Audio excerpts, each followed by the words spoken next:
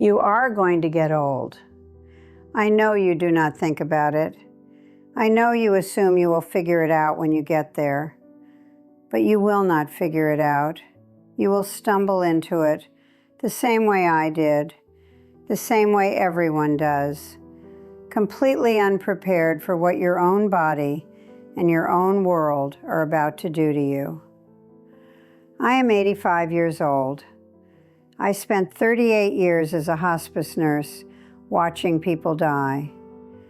I have held more hands at the end than most people shake in a lifetime. And nothing, absolutely nothing I witnessed in all those years prepared me for what it feels like to be on this side of it. So before you scroll away to watch something easier, let me tell you what is coming for you. Not because I want to scare you, but because I wish somebody had told me. The first harsh reality is that your body shrinks. And I do not mean metaphorically.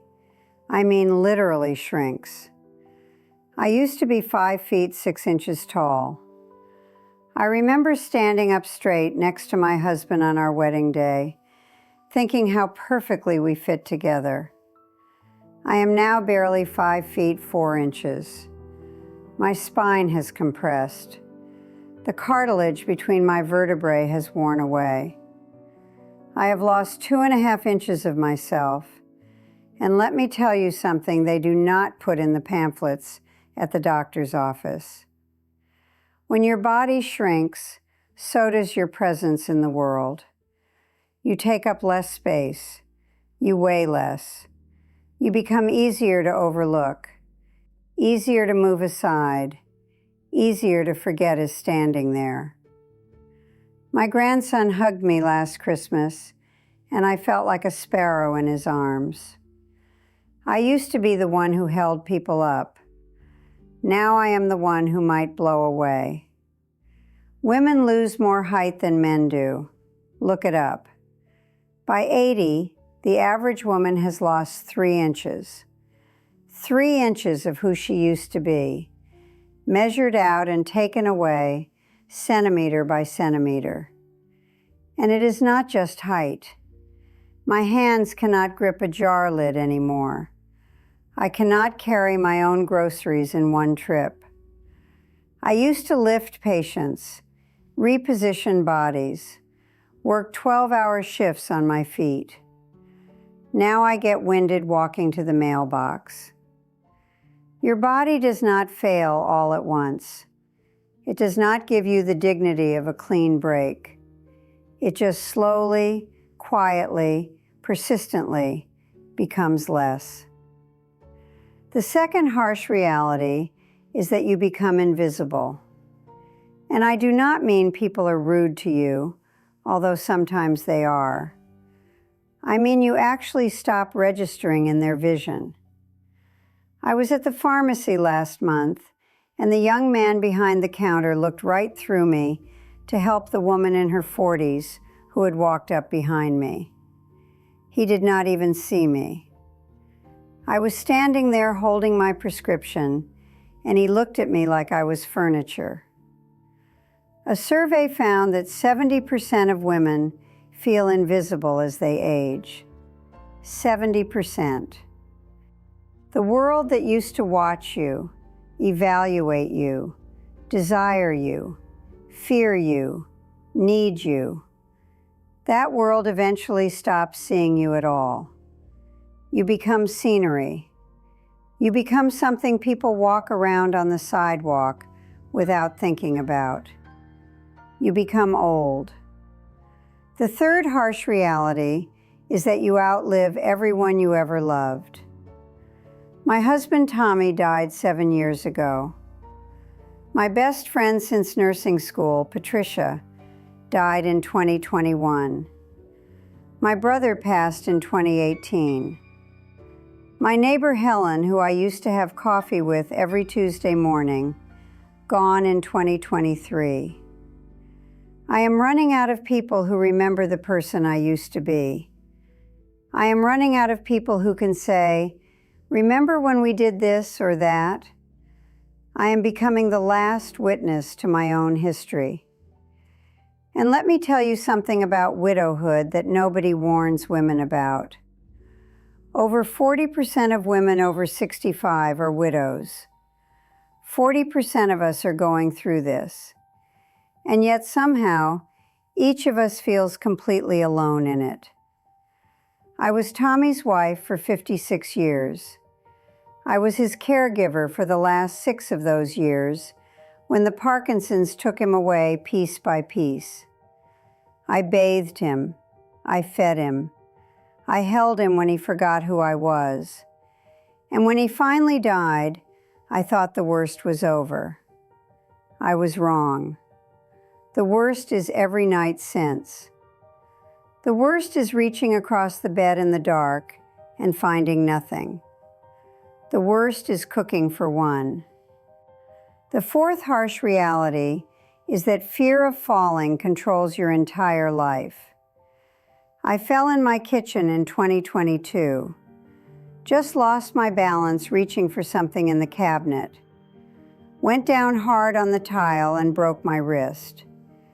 Do you know what it does to a person to become afraid of her own floor? Now I think about falling constantly. I think about it when I get out of bed. I think about it in the shower. I think about it going down the porch steps to get the mail. Studies show that fear of falling affects up to 70% of older adults who have fallen. And here is the cruel part. The fear itself makes you more likely to fall. You tense up. You restrict your movement. You stop walking naturally. You become the fragile thing you were afraid of becoming. I used to dance with my husband in the kitchen. Now I shuffle across it with one hand on the counter. The fifth harsh reality is that your children become your parents. I raised 3 children, changed their diapers, sat up with them when they had fevers, taught them to drive, paid for their weddings. And now they look at me with this expression I recognize from my own face, that worried, watchful look I used to give my patients' families. My son Tom keeps sending me brochures for assisted living facilities. My daughter Peggy calls every single morning at 7:30 to make sure I am still alive.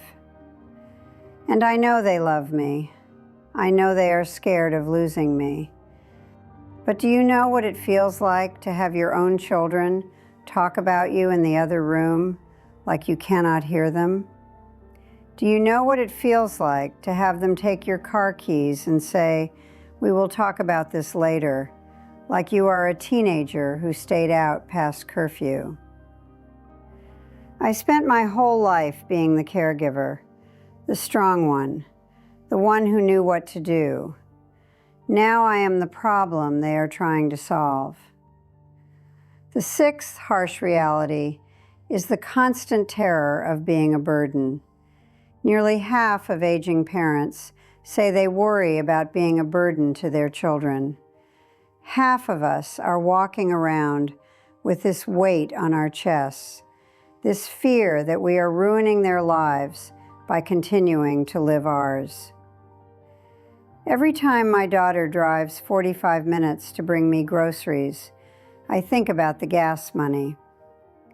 Every time my son takes time off work to drive me to an appointment, I think about the promotion he might not get.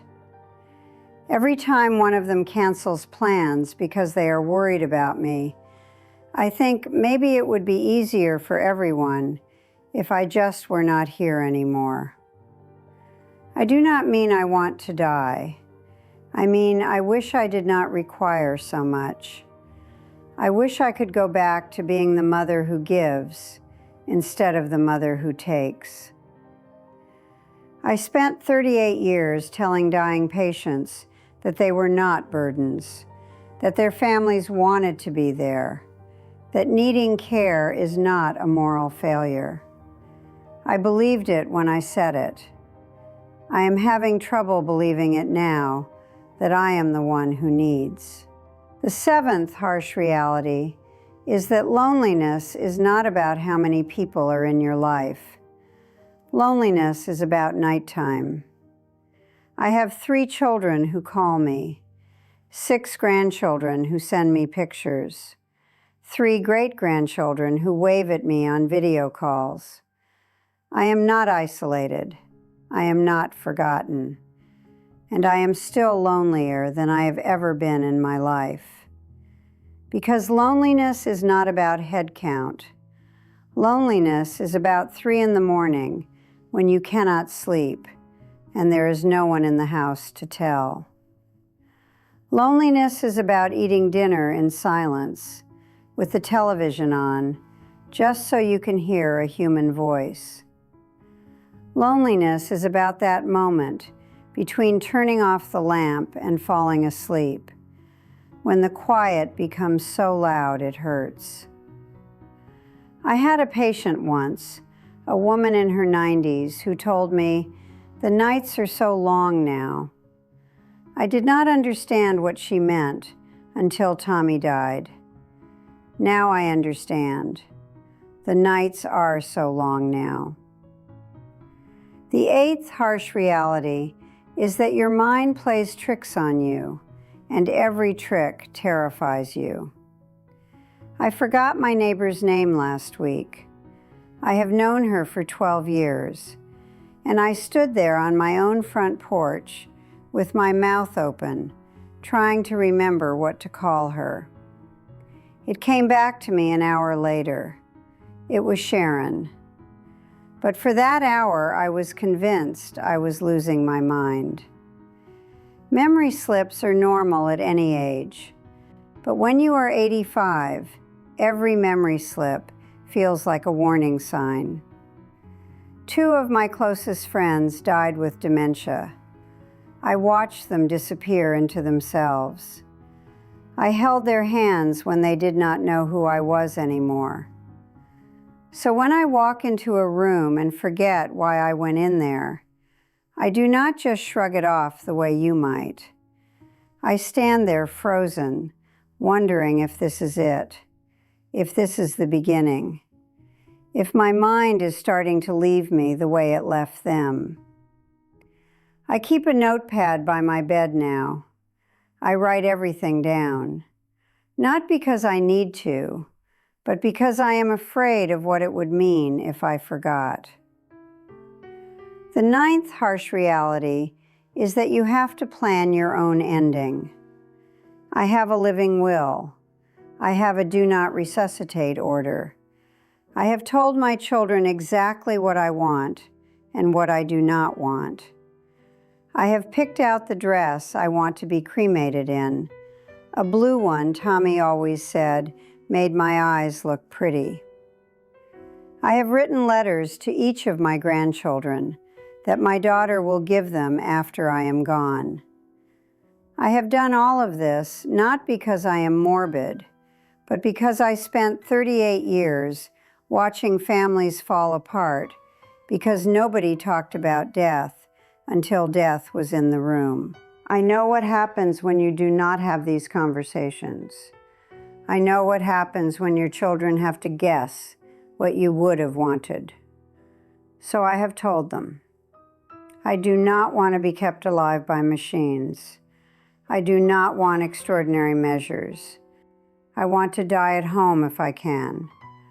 I want my ashes scattered in the garden where Tommy and I used to sit on summer evenings. And I want them to know that I am not afraid of dying. I am afraid of suffering. I am afraid of forgetting who they are. I am afraid of becoming someone they have to take care of instead of someone they want to visit. Death is not the enemy. I learned that in hospice. Suffering is the enemy. Loss of dignity is the enemy. Being a body in a bed instead of a person with a story, that is what I am afraid of. So there it is, 9 harsh realities. 9 things nobody tells you about being 85 years old and female in a world that has mostly stopped seeing you. I am not telling you this to make you sad. I am telling you this because you are going to be here someday. Maybe not 85 exactly, maybe 90, maybe 70. But you are going to find yourself standing in a body that does not work the way it used to, surrounded by people who treat you differently than they did when you were younger, facing questions you never thought you would have to answer. And when that day comes, I want you to know you are not alone. Here is what they do not tell you, though.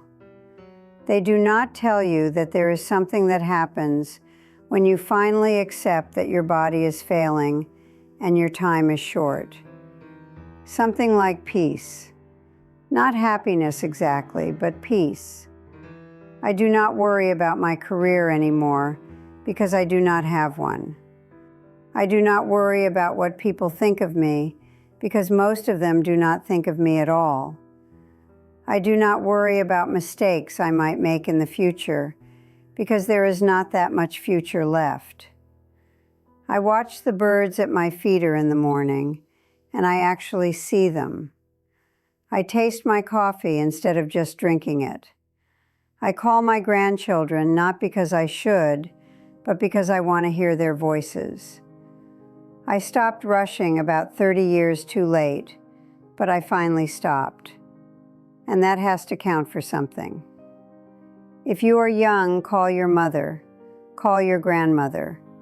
Not because you feel guilty, but because someday you will wish you had more memories of their voices. And if you are old, if you are sitting there nodding along because you know exactly what I am talking about, I see you. You are not invisible to me. We are not invisible to each other. That has to count for something too.